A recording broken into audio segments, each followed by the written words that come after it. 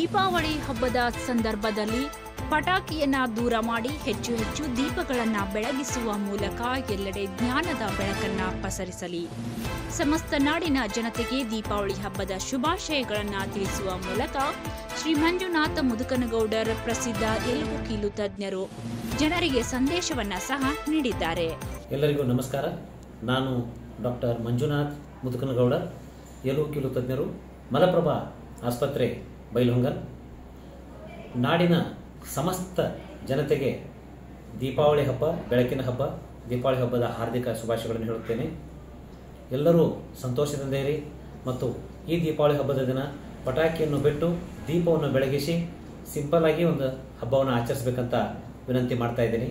ಮತ್ತು ಇನ್ನೊಂದು ವಿಶೇಷ ಸಂದೇಶ ಏನೆಂದರೆ, ನಾನು ಎಲುಬು ಕೀಲು ತಜ್ಞ ಇರುವುದರಿಂದ ನಿಮಗಾಗಲೇ ಗೊತ್ತಿರಬೇಕು, ಆಕ್ಸಿಡೆಂಟ್ಗಳು ತುಂಬ ಆಗ್ತಾ ಇದ್ದಾವೆ. ಬಟ್ ದಯವಿಟ್ಟು ನಾನು ವಾಹನ ಚಾಲಕರಲ್ಲಿ ಒಂದು ವಿಶೇಷ ಸಂದೇಶ ಕೇಳ್ಕೊಳ್ಳೋದು ಏನಂತಂದ್ರೆ, ನಿಮ್ಮ ಲೈಸೆನ್ಸನ್ನು ರಿನ್ಯೂವಲ್ ಮಾಡಿರಿ, ಆಮೇಲೆ ಇನ್ಶೂರೆನ್ಸ್ ಪಾಲಿಸಿನ ರಿನ್ಯೂವಲ್ ಮಾಡಿರಿ ದಯವಿಟ್ಟು. ಯಾಕಂದ್ರೆ ನಾನು ಇಲ್ಲಿ ಬಂದಿರ್ತೀನಿ, ಎಷ್ಟೋ ಜನತೆ ಬಂದಾಗ ಕಂಪ್ಲೇಂಟನ್ನು ಕೊಟ್ಟಾಗ ಎಷ್ಟೋ ಬೈಕ್ ಆಗಲಿ ಕಾರ್ ಆಗಲಿ ಇನ್ಶೂರೆನ್ಸ್ ಇರೋಂಗಿಲ್ಲ, ನೀವು ಲೈಸೆನ್ಸು ಮಾಡಿಸಿರಲ್ಲ.